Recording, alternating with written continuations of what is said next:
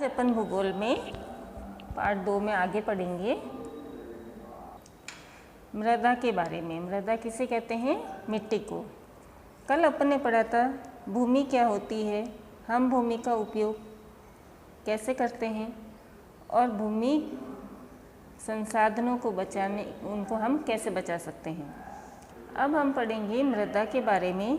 तो पृथ्वी के पृष्ठ पर दानेदार कणों के आवरण की पतली परत मृदा कहलाती है।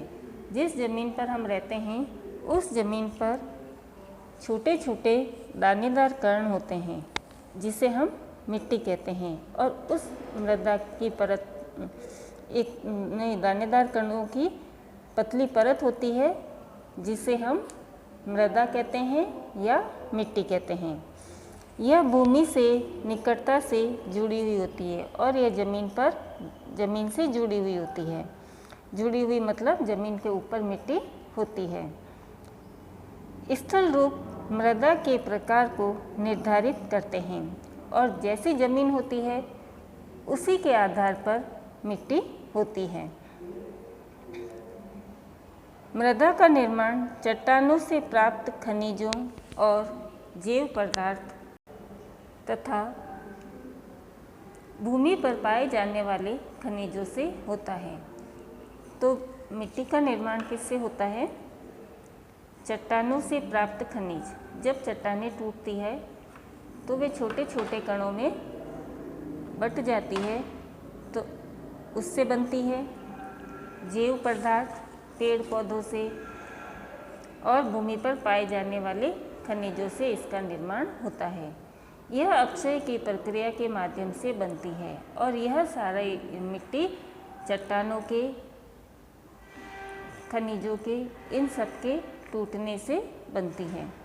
खनिजों और जैव पदार्थों का सही मिश्रण मृदा को उपजाऊ बनाता है और जो जैव पदार्थ हैं और जो खनिज है इनके मिश्रण से ही एक अच्छी और उपजाऊ मिट्टी का निर्माण होता है। अब इसमें ये आप देखो, चित्र देखो, मृदा निर्माण को प्रभावित करने वाले कारक। तो ये है मृदा। अब इसको कौन कौन से कारक प्रभावित करते हैं? तो सबसे पहले है जनक शैल, रंग, गठन, रासायनिक गुणधर्म, खनिज मात्रा, पारगम्यता को निर्धारित करती है। अब इस मिट्टी में मिट्टी का रंग है, उसका गठन है, उसके रासायनिक गुण हैं और मिट्टी की खनिज मात्रा, यह मिट्टी के निर्माण को प्रभावित करती है। फिर दूसरा है जलवायु, तापमान, वर्षा, अपक्षय और ह्यूमस निर्माण की दर को प्रभावित करते हैं। अब जहाँ की जैसी जलवायु होगी, ज़्यादा बारिश होती होगी तो मिट्टी चट्टानों से बहकर आ जाती है, नीचे से वो समतल जगह पे आती है, तो वहाँ की मिट्टी क्या होगी? उपजाऊ होगी। तो मिट्टी को किसी भी स्थान की जलवायु, तापमान, वर्षा, ये सारी चीज़ें भी प्रभावित करती है। फिर उच्चावस्तुंगता और ढाल मृदा के संघन को निर्धारित करते हैं। अब पहाड़ों पर है या ज़्यादा ऊंचाई पर है या ढाल वाले जो पहाड़ है, वहाँ की मिट्टी, वहाँ की जलवायु भी मिट्टी को प्रभावित करती है। फिर वनस्पति जात, प्राणी जात और सूक्ष्मजीव ह्यूमस निर्माण की दर को प्रभावित करते हैं और मिट्टी में वहाँ की जैसे वनस्पति है, ज़मीन पर जैसे जीव जंतु है, पेड़ पौधे हैं, वे कुछ समय तक वहाँ जीवित रहते हैं और फिर मर जाते हैं। मरने के बाद वो मिट्टी में मिल जाते हैं, तो वे वहाँ क्या करते हैं? एक ह्यूमस का निर्माण करते हैं जो मिट्टी की उपजाऊता को बनाए रखता है या मिट्टी को प्रभावित करता है। फिर है समय, मृदा परिच्छेदिका की मोटाई को निश्चित करता है। अब समय के साथ साथ क्या होता है कि मिट्टी जम जाती है, तो वो भी उसे प्रभावित करता है। समय भी मिट्टी को प्रभावित करता है। अब है मृदा निर्माण के कारक। मृदा निर्माण के मुख्य कारक जनक शैल का स्वरूप और जलवायवीय कारक है। मृदा निर्माण के अन्य कारक स्थलाकृति, जैव पदार्थों की भूमिका और मृदा निर्माण के संगठन में लगा समय। अलग अलग स्थानों में ये भिन्न भिन्न हैं। अब मृदा के निर्माण में सबसे महत्वपूर्ण कारक है जनक शैल का स्वरूप और जलवायवीय कारक। फिर और मृदा निर्माण में अन्य कारकों में आता है स्थलाकृति कि जहाँ की जमीन जैसी होगी वो उस मिट्टी को प्रभावित करेगी। फिर जैव पदार्थ की भूमिका, मिट्टी जमीन के ऊपर कई तरह के जीव जंतु रहते हैं, तो वो भी कुछ समय के बाद जब मर जाते हैं और मिट्टी में मिल जाते हैं तो वो भी मिट्टी के निर्माण को प्रभावित करते हैं। और मृदा के निर्माण में और मिट्टी के निर्माण में जो समय लगता है वो भी इसके लिए महत्वपूर्ण कारक है। और अलग अलग स्थानों में अलग अलग जलवायु भी मृदा निर्माण के लिए महत्वपूर्ण कारक है। अब है मृदा का निम्नीकरण और संरक्षण के उपाय। अब मिट्टी को हम किस तरह से सुरक्षित रख सकते हैं। मृदा अपरदन और क्षीणता मृदा संसाधन के लिए दो मुख्य खतरे हैं। एक तो मिट्टी का कटाव और मिट्टी का बहकर चले जाना या हवा के साथ उड़कर चले जाना, तो ये बहुत ही दो महत्वपूर्ण खतरे हैं। मानवीय और प्राकृतिक दोनों ही कारकों से मृदा का निम्नीकरण हो सकता है और कई ऐसे मानवीय कारक भी होते हैं और प्राकृतिक कारण भी होते हैं जिसके कारण मृदा का निम्नीकरण होता है।